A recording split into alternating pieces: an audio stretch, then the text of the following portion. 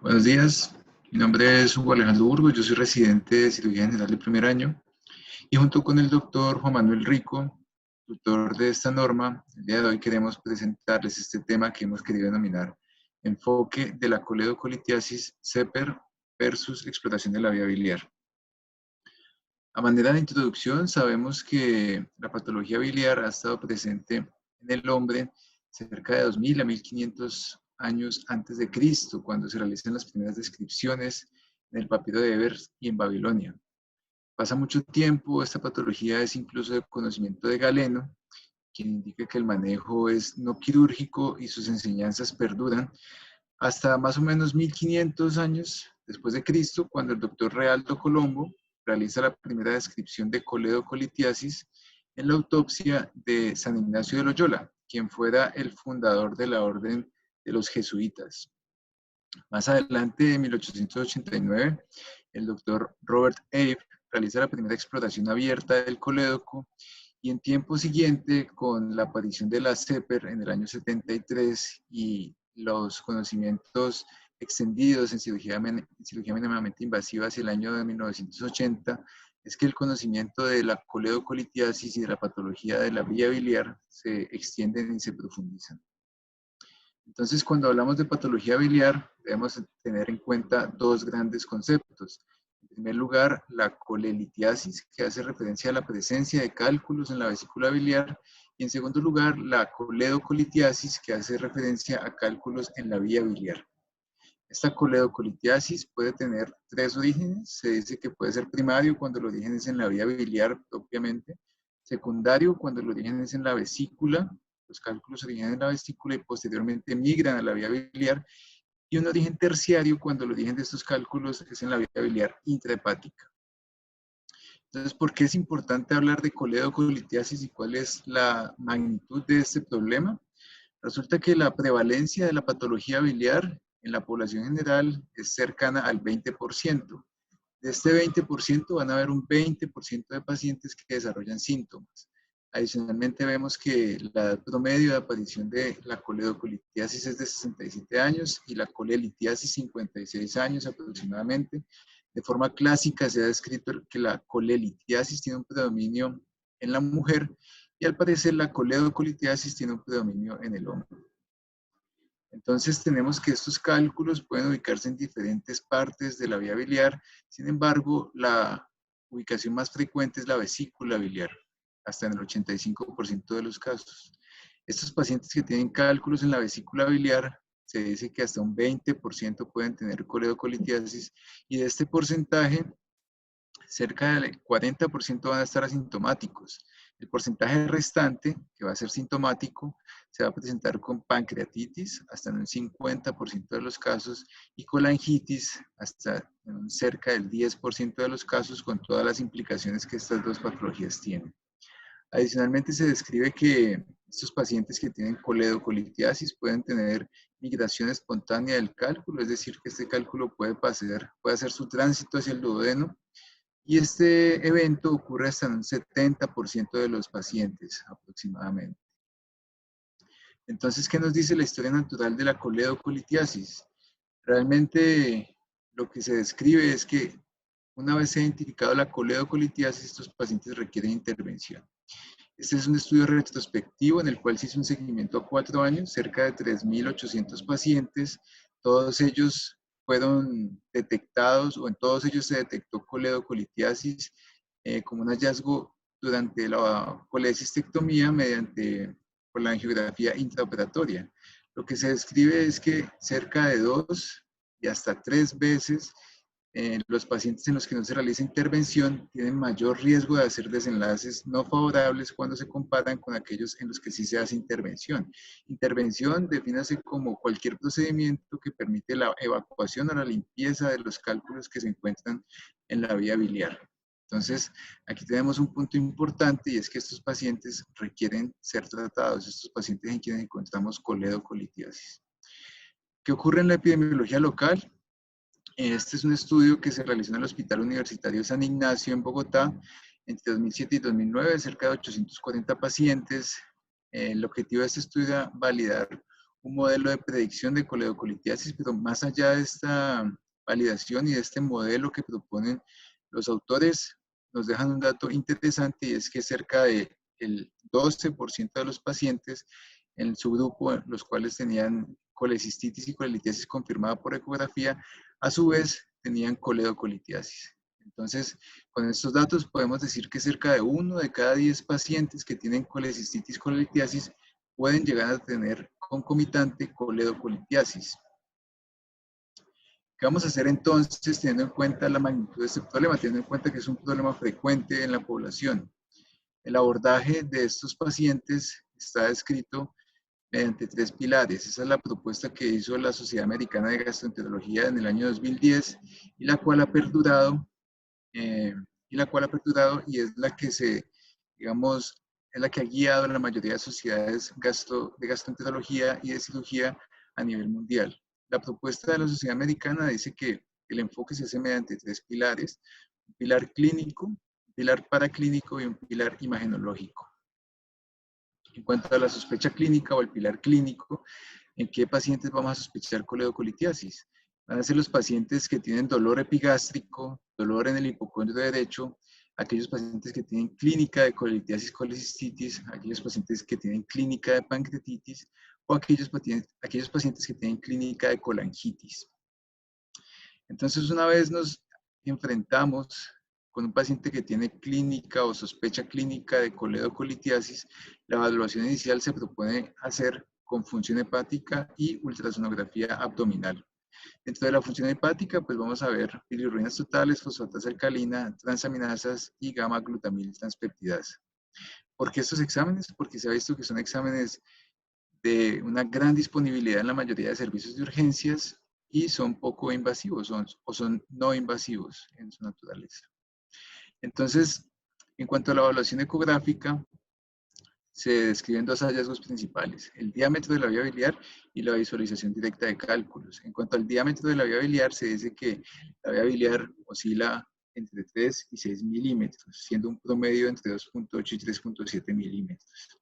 Adicionalmente, hay que tener en cuenta que este diámetro de la vía biliar puede aumentar hasta 1 milímetro por cada década de la vida, y teniendo en cuenta estos datos, se ha definido que el límite superior para definir una vía biliar dilatada es 6 milímetros. El segundo hallazgo que se puede encontrar en la evaluación ecográfica es la visualización directa del cálculo. Este puede aparecer como una imagen hiperecoica dentro de la vía biliar o una imagen que deja sombra acústica posterior. Se ha evaluado entonces cuál es el rendimiento diagnóstico de la ultrasonografía para estos pacientes que tienen cálculos en la vía biliar y se ha encontrado pues diferentes valores para sensibilidades y especificidades. Esta es una revisión sistemática que aparece en la Biblioteca Cochrane en el año 2015, forma parte de la mejor evidencia disponible hasta el momento y fue un estudio donde se agruparon 5 ensayos, más o menos 520 pacientes. Los investigadores describen que la sensibilidad de la ecografía es cerca del 73% con una especificidad del 91% y esta pues va a variar de acuerdo a la prevalencia o a la probabilidad pretest en cuanto al rendimiento para evaluar la vía biliar. También se ha descrito cuál es el rendimiento diagnóstico del perfil hepático. Se dice que pues, las pruebas hepáticas son las que ya hemos mencionado y cuando se toman en conjunto, se dice que estas pueden tener una sensibilidad cercana al 87%, en algunas otras revisiones aparece cerca del 95%, lo cual nos habla de un buen valor para este examen cuando se utiliza como parte de la evaluación inicial. Adicionalmente hay que tener presente que el valor predictivo negativo de esta sumatoria de paraclínicos de perfil hepático se ha descrito hasta el 97%, lo cual nos deja un 3% de pacientes que podrían llegar a estar positivos no teniendo estos exámenes negativos, pero que sigue siendo un valor bajo. Entonces, teniendo en cuenta esto, vemos que la evaluación de estos pacientes pues, se va a hacer inicialmente con la función hepática y la ultrasonografía. ¿Qué va a ocurrir más adelante? Debemos clasificar el riesgo de estos pacientes. ¿Y cómo vamos a clasificar este riesgo? Entonces, Para esto, la Sociedad Americana de Gastroenterología en el año 2010 también propone un algoritmo que permite la clasificación de los pacientes. De aquí es de donde venimos. La Sociedad Americana ha propuesto unos criterios que han sido denominados o que se han establecido en 3 categorías: criterios muy fuertes, criterios fuertes y criterios moderados. A su vez, se proponen 3 categorías de riesgo que son alto riesgo, bajo riesgo y riesgo intermedio, riesgo de coledocolitiasis. Cada una de estas categorías se ha definido de acuerdo a la presencia de criterios muy fuertes, siendo la presencia de cualquier criterio muy fuerte la que define la categoría de alto riesgo, o la presencia de ambos criterios fuertes, también para la categoría de alto riesgo. La categoría de bajo riesgo van a ser aquellos pacientes en los cuales ninguno de los predictores está presente. La categoría de riesgo intermedio van a ser aquellos pacientes que se encuentran entre las 2 categorías. ¿Qué ha ocurrido a su vez?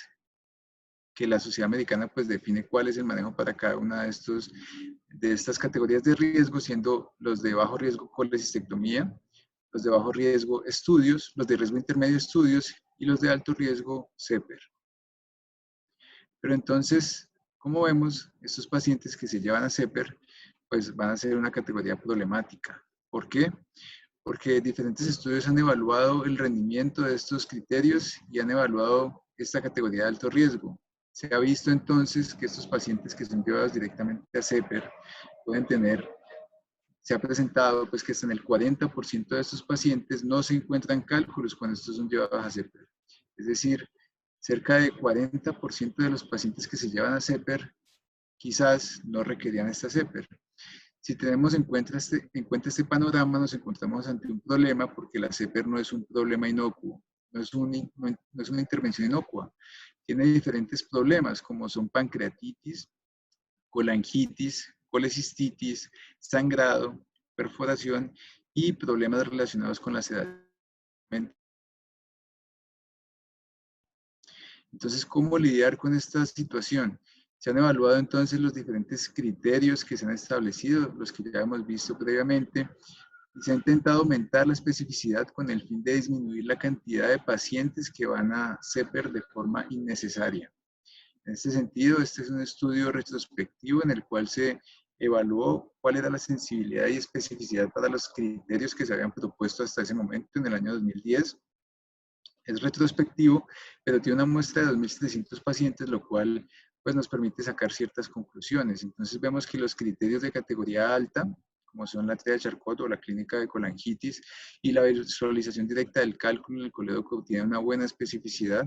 Los criterios de la categoría media realmente tienen bajas sensibilidades y bajas especificidades, y los criterios o la evidencia de que el paciente no tenga ningún predictor tiene una buena sensibilidad. En este caso se reporta en 97%, lo cual pues digamos que soporta la conducta que se ha establecido hasta el momento, y es que los pacientes que no tienen ningún predictor pueden ser llevados a colecistectomía de forma directa. Pero entonces, en esta misma revisión, los autores hacen diversas combinaciones de los predictores que se han establecido en búsqueda de mejorar esa especificidad, principalmente para la categoría de riesgo intermedio y de alto riesgo. Se vio que los criterios que propone la Sociedad Americana del año 2010, cuando se evalúan pues todos agrupados, tienen una especificidad del 74%. Esto nos dejaría hasta un 26% de pacientes un 26% de pacientes como falsos positivos.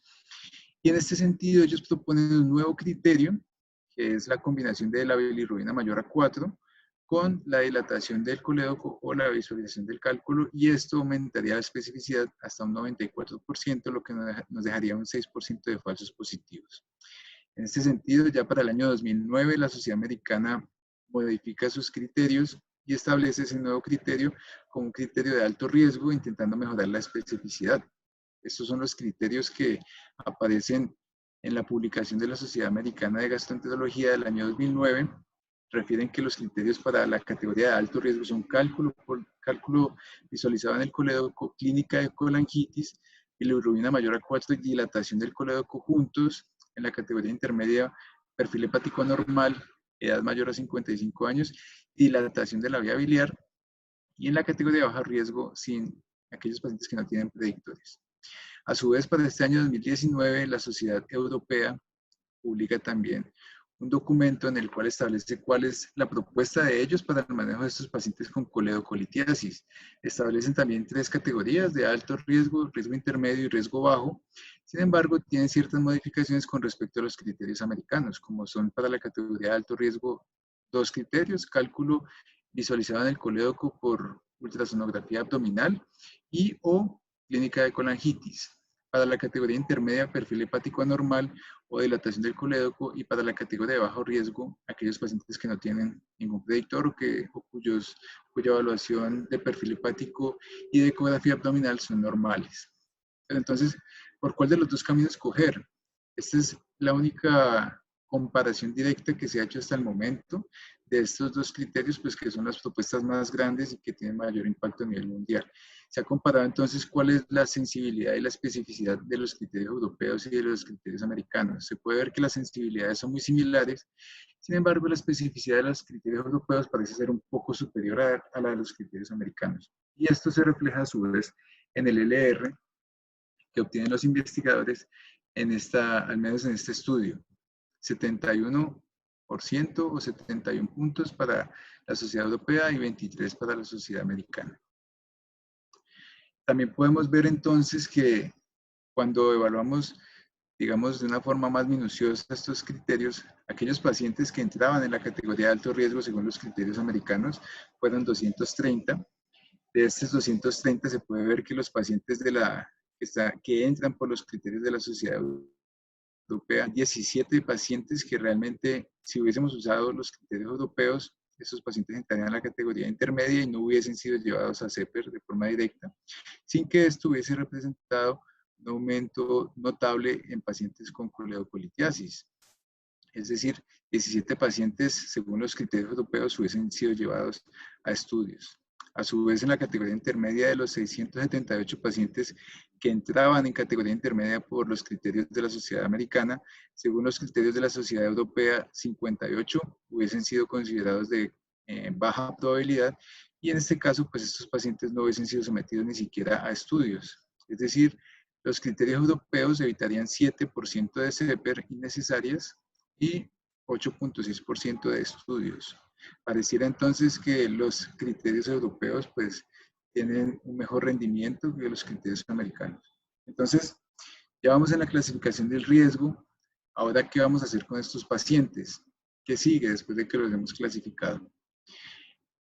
Tanto la sociedad europea como la sociedad americana tienen una propuesta según la categoría en la que se clasifique el paciente. Los de categoría alta, según la sociedad americana, van a ir a CEPER o tienen la opción de ser llevados a exploración de la vía biliar. Los de categoría intermedia, en los criterios americanos, tienen múltiples opciones, que son ultrasonografía endoscópica, colangioresonancia, colangiografía intraoperatoria o ultrasonido intraquirúrgico. Y los de bajo riesgo, colecistectomía. Los de la categoría intermedia, según el resultado del examen, si tienen hallazgo positivo, van a ser llevados a cirugía, a exploración de la vía biliar o CEPER, y los de la categoría de bajo riesgo, colecistectomía, los que no tengan hallazgos positivos. En el caso de la sociedad europea, ellos son un poco más concretos y hablan de que los de alto riesgo, pues CEPER o exploración de la vía biliar. Riesgo intermedio dejan 2 exámenes principalmente, que son la ultrasonografía endoscópica y la colangioresonancia, y bajo riesgo, colecistectomía. De igual forma, según el resultado de los pacientes en la categoría intermedia, si este es positivo para coledocolitiasis, pues van a llevarse a CEPER o exploración de la vía biliar, y si es negativo, pues pueden ser llevados a colecistectomía. Pero entonces vemos pues que estos 2 paraclínicos, la ultrasonografía endoscópica y la colangioresonancia, son comunes en ambas guías y son los que mayor disponibilidad al menos tendrían para este lado o para estas latitudes. En ese sentido podemos ver que la ultrasonografía, cuando se compara con la colangioresonancia, pues tienen ventajas y desventajas. La ultrasonografía endoscópica tiene la desventaja de que no puede ser llevada a cabo en pacientes con gastrectomía o que tienen intervención quirúrgica que ha alterado la morfología del tracto gastrointestinal. Adicionalmente, es una evaluación que es operador dependiente, y esto implica que pues, puede tener ciertas alteraciones cuando se evalúa. Adicionalmente, aunque el riesgo es mínimo, estos pacientes tienen riesgo de perforación. Se ha descrito que puede tener un riesgo de hasta el 0,07%, mientras que cuando comparamos todos estos factores con el lado de la colangioresonancia, pues vemos que esta colangioresonancia también tiene algunas desventajas, como son aquellos pacientes usuarios de marcapasos, o aquellos pacientes que tienen claustrofobia, o aquellos pacientes que tienen algún elemento metálico en su cuerpo, no pueden ser llevados a colangioresonancia. Tiene una ventaja, digamos, y es que es un registro, es una evaluación que deja un registro digital y puede ser evaluada en múltiples ocasiones por diferentes evaluadores incluso. Adicionalmente, su naturaleza es completamente no invasiva. Y cuando tenemos en cuenta otros puntos como son la oportunidad, la disponibilidad y los costos, pareciera que la balanza se inclina hacia el lado de la colangioresonancia. En este sentido, si tenemos dos exámenes similares, pues nos surge una pregunta y es ¿cuál es el rendimiento diagnóstico de la colangioresonancia para la evaluación de la vía biliar en los pacientes con sospecha de coledocolitiasis? Para responder esta pregunta nos remitimos a esta revisión sistemática que aparece en la biblioteca Cochrane. Es una revisión que incluyó 18 estudios, 2.500 pacientes. Vemos que las sensibilidades y las especificidades pues, son medianamente homogéneas. Y en resumen, la sensibilidad de la colangioresonancia, según los autores, se establece en 93% con una especificidad del 96%. Por su parte, también se evaluó pues, los resultados de sensibilidad y especificidad para la ultrasonografía endoscópica, que son los que vemos también en la tabla, y al parecer la ultrasonografía endoscópica tiene una sensibilidad del 95% y una especificidad del 97%. De igual forma, en tiempo más reciente aparece esta revisión sistemática que permitió hacer un metaanálisis incluso comparando la ultrasonografía contra la colangioresonancia, y vemos que al menos para los resultados de este estudio, la sensibilidad de la ultrasonografía es mayor cuando se compara con la sensibilidad de la colangioresonancia. Esto parece ser que se explica por el hecho de que la ultrasonografía tiene una mejor sensibilidad para los cálculos menores de 5 milímetros, pero no hay diferencias estadísticamente significativas en cuanto a la especificidad. En términos generales, parece ser que las dos evaluaciones o estos dos exámenes tienen un rendimiento similar, y en este sentido, teniendo en cuenta los otros factores que ya hemos mencionado, incluyendo la oportunidad, la disponibilidad y los costos, al menos para nuestra institución, el examen ideal pareciera ser la colangioresonancia y es lo que recomendamos, al menos para la institución, para el hospital universitario. También traemos una comparación entre la ultrasonografía y la colangioresonancia, dado que son exámenes no invasivos y que tienen pues la disponibilidad en nuestra institución. Vemos como la sensibilidad es notablemente superior para la colangioresonancia cuando se evalúa contra la ultrasonografía, y la especificidad también es superior, aunque la diferencia pues no es tan notoria. Entonces, ya hemos visto cómo se hace la clasificación de estos pacientes, cómo los vamos a estudiar. Ahora vamos a ver cómo se manejan estos pacientes, cuál es la opción de manejo de estos pacientes. Para entender esto debemos saber de dónde venimos. La CEPER se describe que aparece en el año de 1970, más o menos en la década de los 70. Hacia la década de los 80 todavía nos encontrábamos en la era prelaparoscópica, es decir, que en este momento se realizaba colecistectomía abierta y exploración de la vía biliar abierta. Ese era el manejo propuesto para los pacientes con coledocolitiasis o con sospecha de coledocolitiasis. Ya más adelante, hacia el año de 1990, hacia la década de los 90, la CEPER empieza a tener auge y aparece una nueva opción de manejo que incluye la CEPER como un examen o como una evaluación o intervención prequirúrgica, y posteriormente esta evaluación se complementaba con la colecistectomía laparoscópica. Más adelante crece la experiencia de los laparoscopistas y esto permite que la evaluación de la vía biliar se realice mediante laparoscopia. Esto implicaba en este momento entonces una colecistectomía que se iba a hacer por vía laparoscópica y que permitía a su vez llevar a estos pacientes a una exploración laparoscópica de la vía biliar. Sin embargo, lo que se venía haciendo previamente, que era CEPER preoperatoria y colecistectomía laparoscópica, empezaba a disputarse el lugar de cuál era la mejor intervención para estos pacientes, y diferentes estudios y comparaciones empezaron a aparecer entre el método completamente laparoscópico versus el método endoscópico sumado al método laparoscópico, que sería CEPER prequirúrgica más Colelab. Ahí nos encontramos hoy por hoy. Resulta que también existen nuevos métodos, dentro de los cuales se incluye el rendezvous, que implica una evaluación laparoscópica y endoscópica en un mismo tiempo quirúrgico. Sin embargo, al menos en nuestra realidad colombiana, este método aún no está completamente disponible. Por lo tanto, las evaluaciones y las preguntas que aún tenemos para la mejor intervención de estos pacientes se remiten al método colecistectomía laparoscópica versus exploración laparoscópica de la vía, más exploración laparoscópica de la vía biliar versus CEPER prequirúrgica más colecistectomía laparoscópica. Pero entonces, para tener en cuenta, este es todo el arsenal que tiene el cirujano para intervenir a estos pacientes. Vemos 5 opciones, son las 5 opciones que el cirujano general tiene a su mano. Dentro de estas pues están las que ya hemos mencionado: la colecistectomía más la exploración, la CEPER prequirúrgica más la colecistectomía. También existe la opción de hacer colecistectomía laparoscópica más CEPER intraoperatoria, que sería el método rendezvous, o la colecistectomía más CEPER postoperatoria.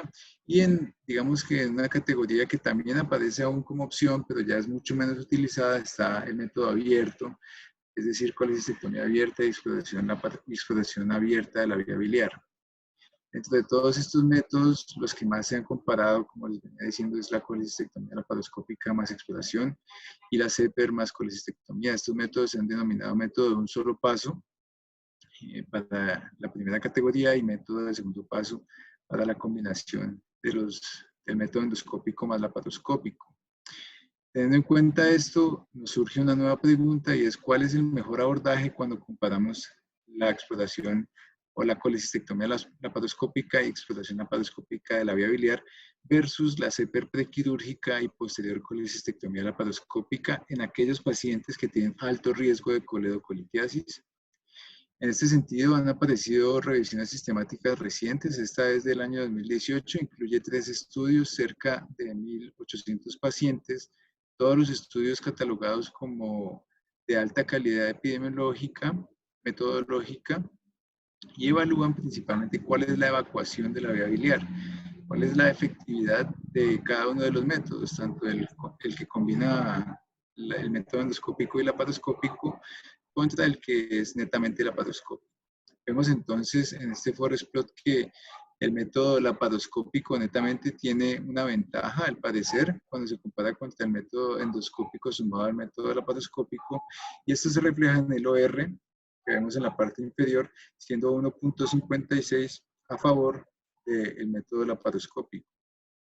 A su vez, es importante tener en cuenta que estos pacientes pues, se someten a complicaciones perioperatorias, y en este sentido, este metaanálisis también evalúa cuál es el comportamiento pues, de estas dos intervenciones en cuanto a las complicaciones perioperatorias. Pareciera ser entonces que también hay cierta ventaja cuando se comparan estos dos métodos, y esta ventaja favorece al método netamente laparoscópico y se refleja en el OR que vemos en la parte inferior, 0.76, el cual es estadísticamente significativo. También pues los autores, digamos que nos muestran cuáles son los ORs para diferentes desenlaces.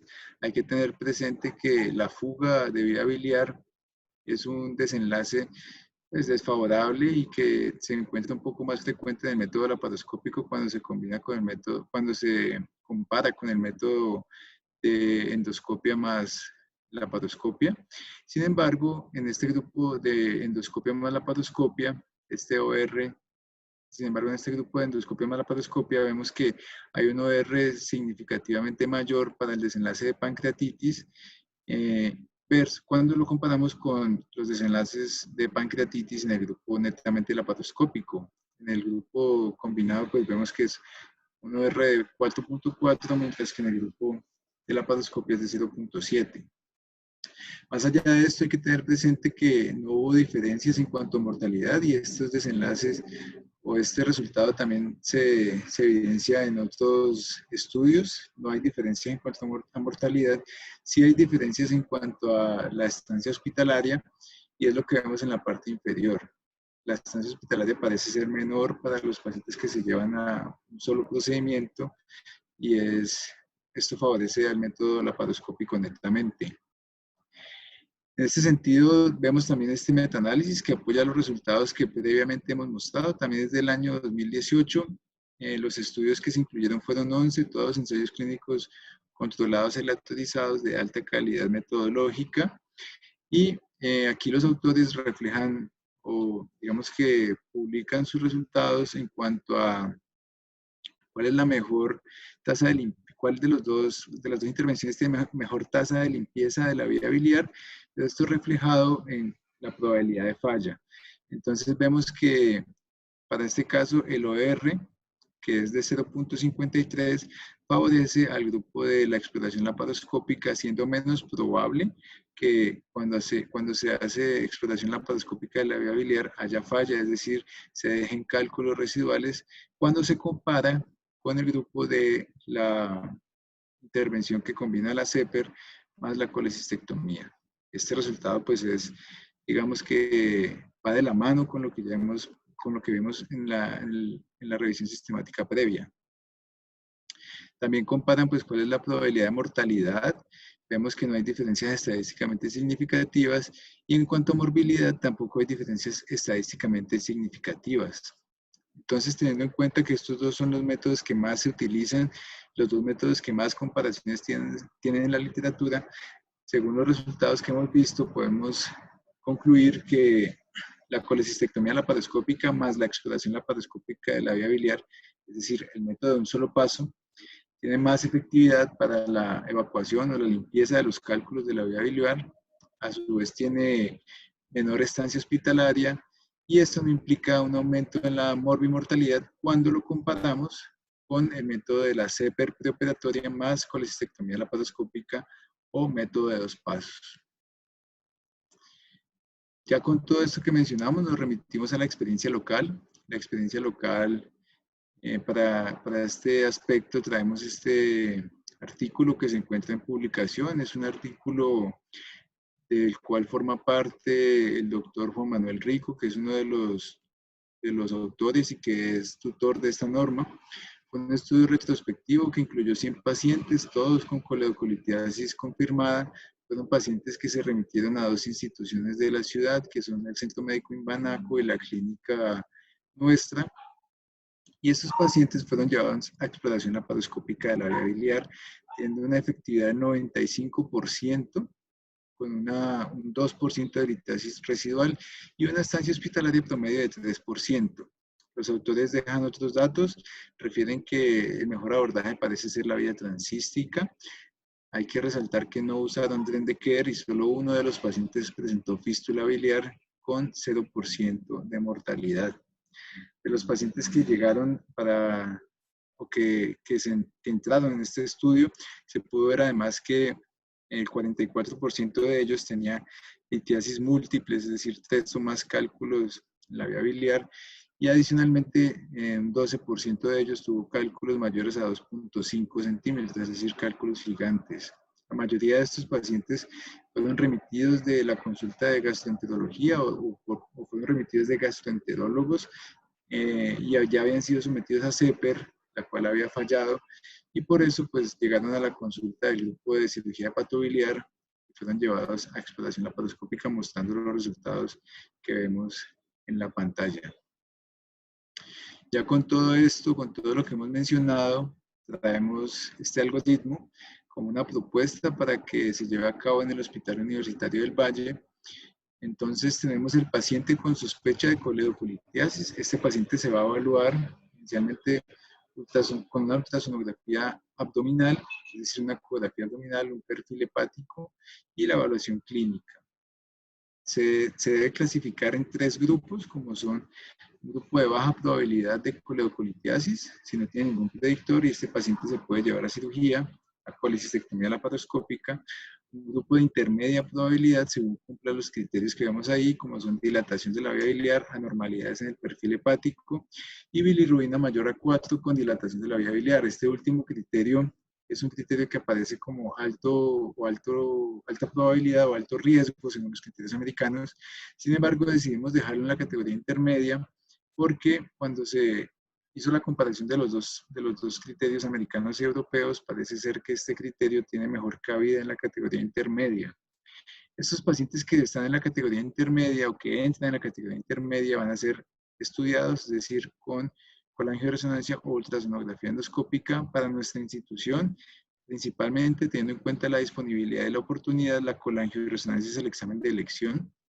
Si ya esta colangioresonancia no puede ser llevada a cabo, la ultrasonografía endoscópica tendría una cabida, pero en primera instancia la colangioresonancia es el examen de elección. Según el resultado de la colangioresonancia, si es negativa para coledocolitiasis, este paciente se puede llevar a colecistectomía. Y si es positiva para coledocolitiasis, este paciente entraría dentro de el grupo que puede ser llevado a colecistectomía laparoscópica más exploración laparoscópica de la vía biliar. Entonces tenemos la categoría de alto riesgo en último lugar, y estos pacientes van a ser aquellos que tienen un cálculo en la vía biliar visualizado en la ecografía, o aquellos pacientes que tienen clínica de colangitis. Si tenemos un paciente que tiene clínica de colangitis o un paciente que tiene múltiples comorbilidades que proscriban la intervención quirúrgica, este paciente va a ser llevado a CEPER prequirúrgica y posteriormente, en un segundo tiempo, colecistectomía laparoscópica. Por su parte, aquel paciente que tiene la visualización del cálculo en la vía biliar, mediante la ecografía, este paciente va a ser el candidato para ser llevado a colecistectomía laparoscópica más exploración laparoscópica de la vía biliar. Estos pacientes pueden beneficiarse de una colangioresonancia principalmente para definir la ubicación de los cálculos o para caracterizar la vía biliar. Esta colangioresonancia va a quedar a criterio según un consenso entre el grupo de cirugía hepatobiliar y cirugía general. Y este pues es el algoritmo que presentamos. Finalmente, para concluir, entonces tenemos que el abordaje inicial de estos pacientes con sospecha de coledocolitiasis se debe hacer mediante métodos no invasivos, es decir, un perfil hepático y ultrasonografía abdominal o ecografía abdominal. Idealmente se debe estratificar el riesgo según estos resultados iniciales. Se debe tener en cuenta que la ultrasonografía o la ecografía abdominal tiene un bajo rendimiento para valorar la vía biliar. La colangioresonancia en este sentido entonces es el método de elección de nuestra institución, por lo que ya mencionamos, su buen rendimiento diagnóstico, su oportunidad, su disponibilidad y el costo pues que implica, que es accesible en nuestra institución. Adicionalmente hay que tener presente que el manejo de un solo paso, es decir, el manejo netamente laparoscópico, según la literatura reciente es la técnica más efectiva, con impacto en la estancia hospitalaria y sin aumentar la morbimortalidad cuando la comparamos con lo que ya hemos visto previamente. Y finalmente, una conclusión importante es que el cirujano general debe retomar su papel como dueño de la vía biliar. Este papel o esta vía biliar se le ha prestado al clínico durante muchos años, pero creemos que es importante que el cirujano general retome su papel y que el manejo de estos pacientes con patología de la vía biliar es parte de la enseñanza y es parte de las intervenciones que debe hacer el cirujano general. Eso es todo. Este es el algoritmo. Lo dejamos a consideración del grupo de docentes si tienen alguna recomendación o sugerencia adicional.